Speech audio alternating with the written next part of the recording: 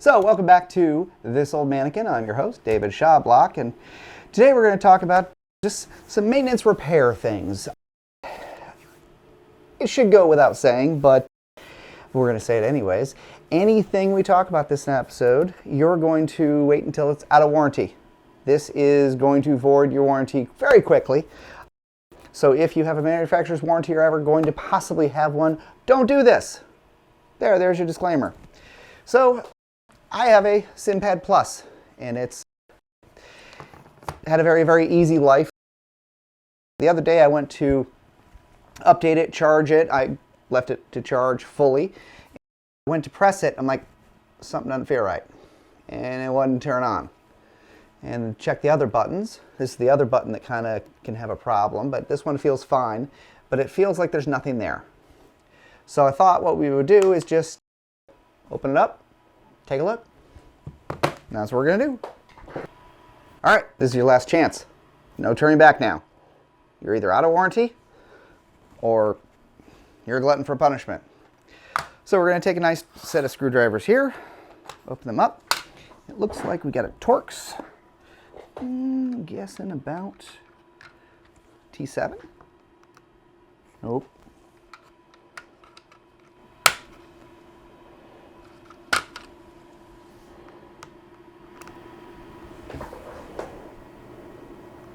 Looks like it's about a T9.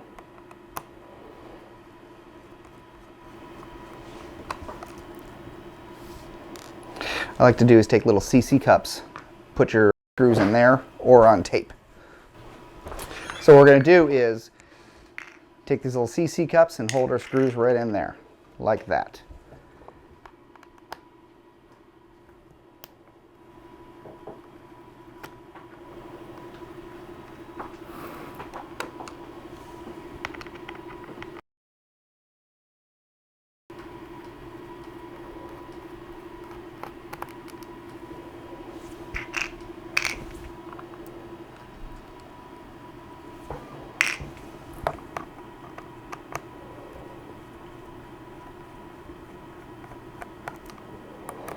And researching this, Nick Brauer of Chips in Tennessee, and he's part of the SimGhosts outfit, had a very nice tutorial on some other types of quick fixes.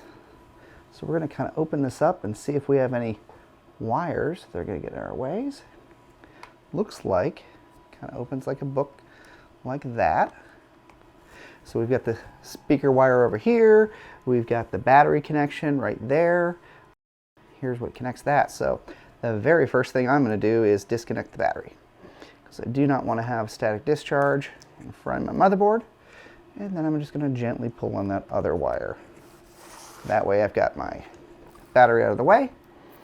And then I'm going to investigate what I can off that battery, or that switch.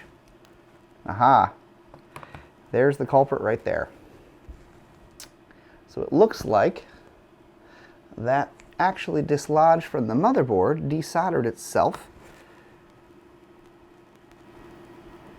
Yep. So now what we're going to have to do is investigate how that works, where the connections are, which it looks like there's just a standard 2 connection, but I'm going to probably take a magnifying glass, because as I get older my eyes are not great, and see what we can do about resoldering that to the motherboard. This is where I go into and say it again, make sure this is out of warranty. Because at the end of all this, we could do all this work and be out of luck. All right. Now I'm going to get my soldering equipment and see what I can come up with. All right, so roll my sleeves up. Time to get some work done here. What we've got is, I've got an adjustable temperature soldering iron here. Also got not a professional solderer. There's a lot of great tutorials out there that'll teach you how to solder. A lot of it is getting good with time. So don't be not great at this and try this. You can do a lot of damaging things. Somebody I look to for a lot of help on this stuff is Dan Robinson. He has told me that sometimes he's actually disconnected because he's heated it up so much, the connection on the back side, and you can have all kinds of awful things happen. So you really want to know what you're doing, or at least you should. So what I'm going to do here is go ahead and set on my power button, get it in place, and kind of hold it in place here and see if I can actuate it and test it out so that I can make sure that after I get done soldering it, it should work. And now that's that feel that I'm looking for here. Now that I've got it in place here, we want to use something that I can hold it down so that I don't touch the hot things.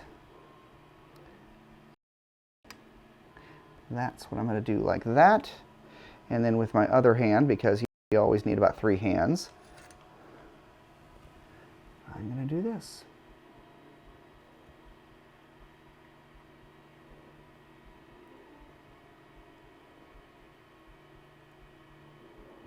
And there are people out there that know how to solder that are going, oh my God, that's not how to do it. I know that. Ooh, gets warm. Might have that up a little too hot. Dan's usually right.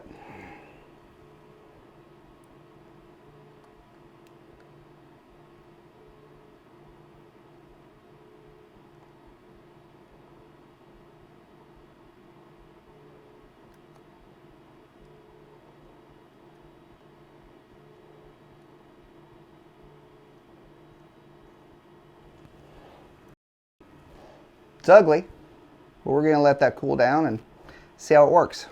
See if I can actually get it back together and get it to turn it on and off.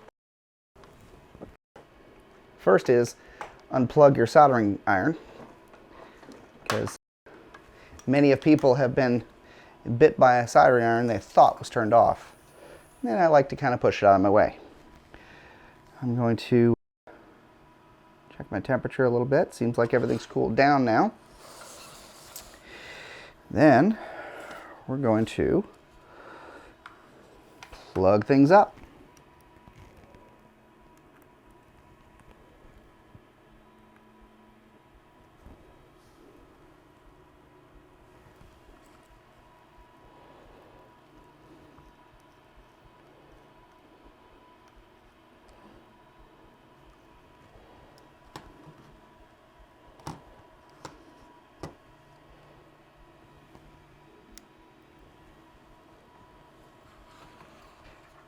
Hit the power button, I've got something I haven't had for a while. It's a solid green light.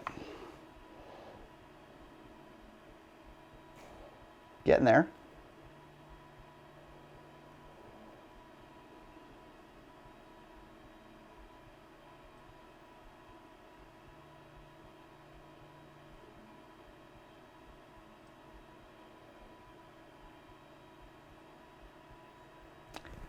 And we have a layered all screen. Establishing Wi-Fi connection. Looks like we're good to go. So I got lucky. Let's not say I didn't get lucky, because that's really what I got. But now what we're going to do is connect it all up, put our screws back in, and get out running simulations.